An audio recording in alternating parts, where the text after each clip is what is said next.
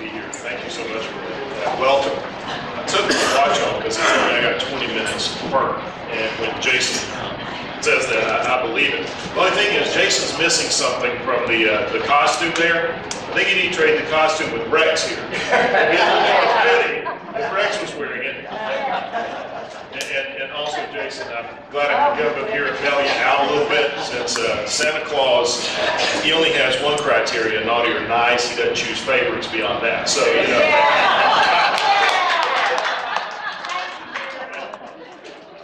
You know, first of all, let me thank everyone who is serving in office. It's probably the most difficult time, at least in my lifetime, to be an elected official.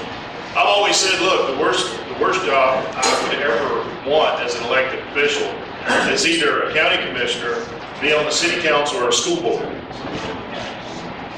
But yet, the idea of our founding fathers was those were the ones that should have the greatest impact upon your life. Not bureaucrats in Washington, D.C., or even the Congress in Washington, D.C. We're way down the list of impact. We've gone a long way from that. We've got a long way to go. We're working in the right direction. It's going to take a while to get there. But as we are pushing in the direction that we're going, these people who are stepping up to serve at the local area, whether it's on the school board, city council, county commissioner, sheriff, or even state house and state senate, my idea and goal is that they will become the most important factors in your life, not Washington, D.C. And I applaud everybody who served and everybody who steps up. Lee Aldridge ran for Hunter Hill's seat. Thank you for stepping up. It's tough.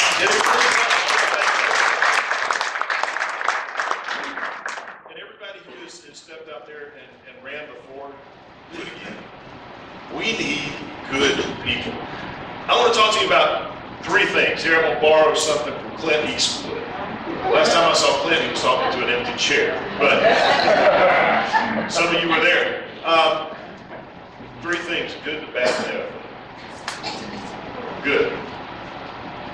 We got a national championship today. A team that in the beginning of the year, most people didn't think, what is it we call it, a rebuilding year? It was a rebuilding year for Georgia. Tomorrow, Georgia's in the national championship. Now, hold for a minute. I want to give a little credibility and a little props to Auburn. Thank you. Because Auburn is another team who, at the beginning of the year, you didn't think was going to do very much, even up to the Texas A&M game. But both of those teams deserve to be in the championship. Now, I'm going to be cheering for red and black. I was cheering for the other side at the Iron Bowl.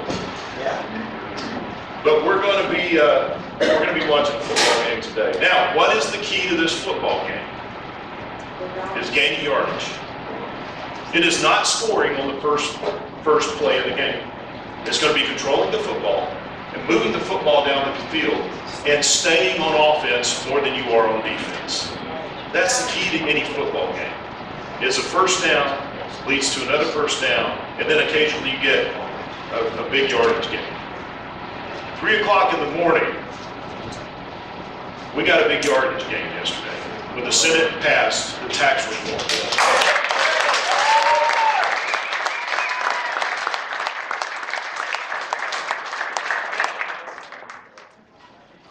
Surprising to me, I was anxious because we've done a whole lot with the House this year, a whole lot. Senate's sitting on over 300 bills that we passed, and I tell you what, if we went through every one of those bills, just about every one of them, you would stand and cheer because they're our values, they're our ideals, and as Sean Hannity said, night before last on television, the House has been doing their job. They've been doing a very good job. Now it's trying to get the Senate to do a job. And I told my staff, it's sort of like this. The House will create a Disney World, and we'll send that over to the Senate. The Senate will change it into a cheap plastic swing set. And then they'll say, but it's a swing set you didn't have before. So I was a little concerned. Well, I was greatly concerned of what would happen, but there's a different attitude right now. Let me tell you why you're seeing this bill advance in a different direction than you did in our first attempt to get rid of Obamacare. First of all, the Senate learned a valuable lesson from that. Many of them got their clock cleaned for what they did there. Their first mistake was they didn't even take up the bill that the House sent over. They decided to rewrite and go in their own direction. This time there was a lot of advanced coordination. The Senate took the most of the ideas that we passed over and they modified them a little bit. Now there was one thing that they did in this bill that is a huge victory that we actually were going to do in the House, and we decided strategically to not do that.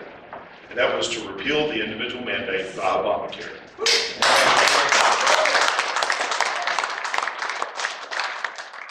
And the reason that we didn't do it in the House, I met with the Speaker wanted to do this, the Majority Leader wanted to do it, the Whip wanted to do it, we all wanted to do it. And we absolutely knew we had the votes in the House. Let me tell you, we have proven over the last 2 months that the conservative element in the House, which is unified right now, can pass any piece of legislation.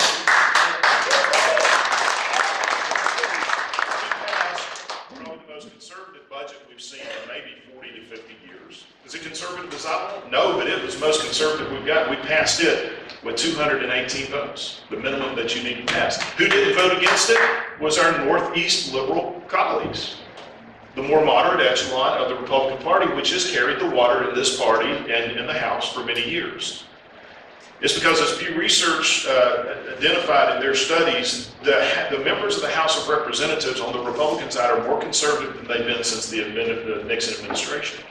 And that's because of the grassroots work that's being done by a unified Republican Party to get actual conservatives into Congress. And now we have unified, we're working together, we're working with leadership, and we basically told leadership, you give us a shot, and we can show you that we can pass conservative legislation, and we've done it time after time after time again. Tax reform passed with only 8 votes to spare. Who voted against it? The more moderate, Northeast liberal echelon of our party. And I'm not condemning those members. They represent a constituency that thinks a lot different than we do. But our idea is, let's prove to the American people that the conservative values work. And this is the best way to do it right here. Now, is this tax reform bill what I want? No. What I want is a simple tax, like JD has proposed.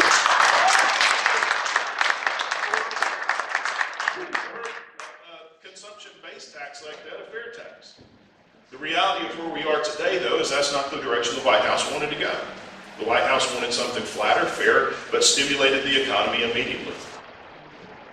It's like Benjamin Franklin. I encourage you to go read Benjamin Franklin's speech at the end of the Constitutional Convention.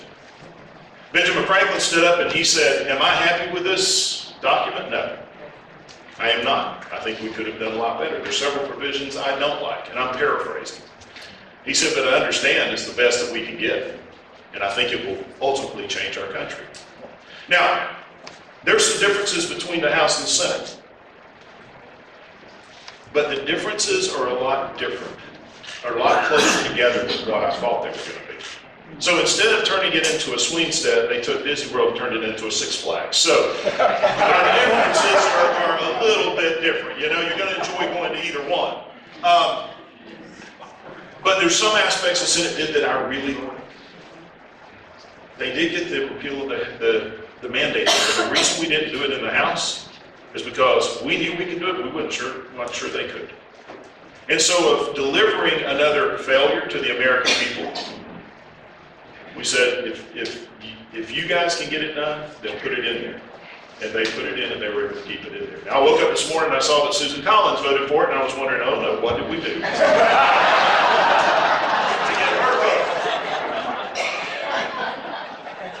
I saw Corker voted against it, and then it surprised me. I was like, what did we do to get her vote? Because there were several things that she was wanting in action.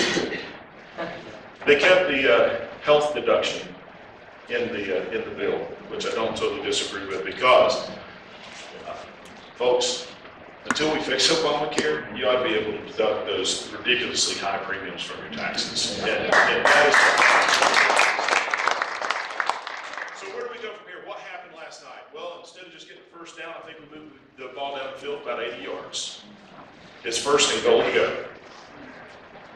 And we got one play to get it done, well, 2 plays. We got called back early Monday night. I'm flying back up to D.C. We're going to vote to send the bill into conference. Why are they calling us back early? because we're going to get this done before the end of the year. So we got to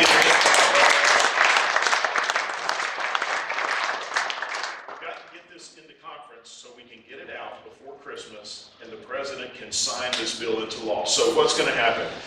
Are you going to have the postcard? Well, not this year. The Senate kind of took out some of the reforms that were really keying on getting us just to simplify the form. But we're going to work some of these differences out in conference. Come April, you're still going to fill out a myriad of paperwork because you're filing taxes as they previously exist. But the president, in a discussion we had recently, he said, if we get this thing done before the first of the year, through executive action, I will direct the IRS to immediately adjust withholding. So the first paycheck you get in January, you'll have more money in your paycheck.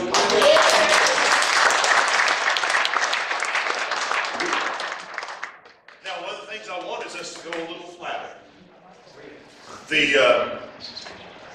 The Senate left in the current 7 tax brackets, and the House side, we compressed it down to 4. Another thing is, I want to give a tax break to everybody. I don't care how much money you're making. A lot of the guys at the top, they're the wealth generators in this nation. They employ others. The way it was structured in the House, everybody's going to get a tax break. But you know who benefits the most? The exact people that the Democrats are standing up and saying will get hurt by this. Even the Washington Post came out with an article that gave the Democrats in the House and Senate, they have a rating on how much of a lie that, and knowing the Washington Post are usually targeting conservative Republicans. But the claims of Nancy Pelosi and Chuck Schumer were so over the top, the Washington Post came out with an article and gave the Democrats a 4 Pinocchio rating, which is the highest you can give for those all-face lies, by them saying this was going to hurt middle-income Americans, which are the ones that will benefit the absolute most. I want you to think of a young couple, just getting married, single income, making $11.50 an hour. It's $24,000 a year. They're going to pay no taxes. No taxes at all. Now, if we went with a simple tax, everybody would be paying based on what they spend, which I think is a little better way of going. But now you take that young couple, and under the House plan, we're still working on the Senate numbers, but under the House plan, a young couple, single income, 2 children, making around $40,000 to $50,000 a year will pay very little in taxes. What does that mean? More money in their back pocket to spend. What is the heartbeat of our economy? When people actually spend money, they go out and they invest money. We're going to drop the corporate rate from 35%, with the highest in the industrialized world, to 20%. 20%. That's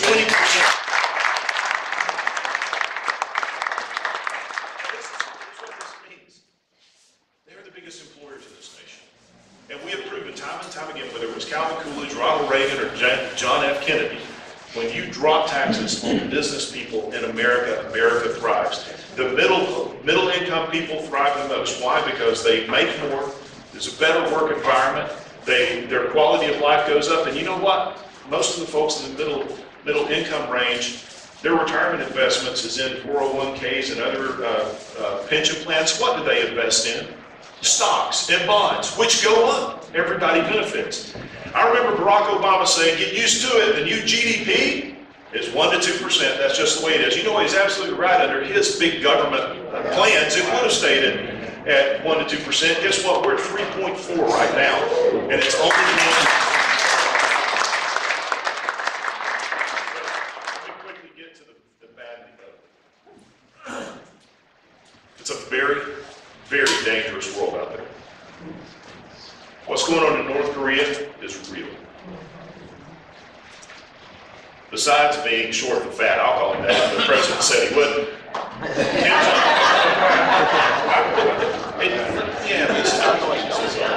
Isn't it great that we have a president who will embrace Christmas and not run from it?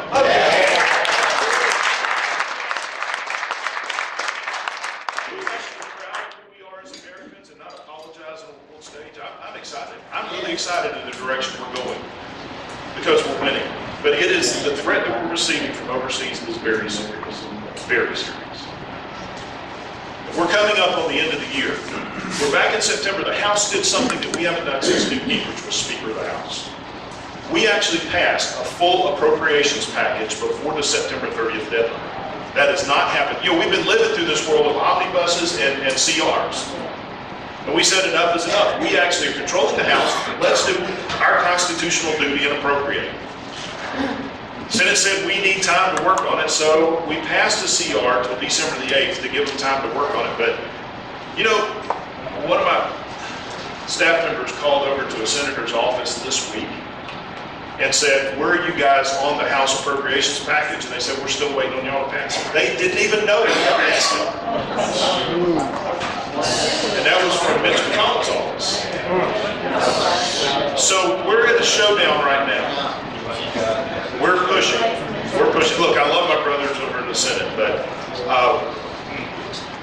some of us are tired of not doing our job. So we're close to a showdown. The Democrats are saying they will not vote for any end-of-year spending package if it doesn't include DACA. Now, let me tell you what they're doing. There is some key critical defense spending we have to pass by the first of the year for anti-missile defense systems that we desperately need because this threat from North Korea is real. But the Democrats are willing to put the lives of the American people on line for something that we should do separately into next year. Why are they forcing to do it now? Because they know that what Republicans do about this is going to be a common sense response that lines up with the Constitution and doesn't just go try to buy a bunch of votes. So in the next few days, the bad is going to be, look, we're going to have some other showdowns coming on, but hang on. You may see a CR or two because we're negotiating right now. My idea, I told the Speaker this week, look, they have our appropriations bill. They have all 12 of them over there. They've had 2.5 months to work on them, so don't tell me you need more time. If they'll take up our spending bill, then we pass a CR to give them time to get it out of committee and off the House floor, and we get it into conference, and then we'll do another CR to get that out. That's the direction we're working at. I'll tell you, leadership said, you know, you're right. It's time to start doing things the right way. So you may see a couple of temporary spending measures, but we have got to get this done. Now the other. Good, bad, the other. Anybody heard the term, let's drain the swamp? Anybody ever drained the swamp? When I first got elected, a good friend of mine, Senator Mike Lee, came to me and he said, Barry, let me tell you something. When you got elected, and this was before Trump was, this was 3 years ago, right? He said, you and I are the type that we get elected, we came up here to drain the swamp, not slay alligators. A lot of people like to go shoot an alligator and they straighten it up and get their picture made on and say, look what I just did. But unless you drain the swamp, other alligators just produce more alligators. Whenever you go drain a swamp, what's the first thing happens? It stinks. Because you start uncovering decades and sometimes centuries of rot. Right? It stinks. The second thing is you start uncovering things that's been hidden by murky water for a long time. Then all the critters start coming out, right? The alligators, the snakes, and the snapping turtles, the parasites, and the mosquitoes. How can you tell we're draining the swamp when all of this happens? Let me tell you, it stinks in Washington right now. We have critters coming out of the woodwork, like John Conyers and some others, right?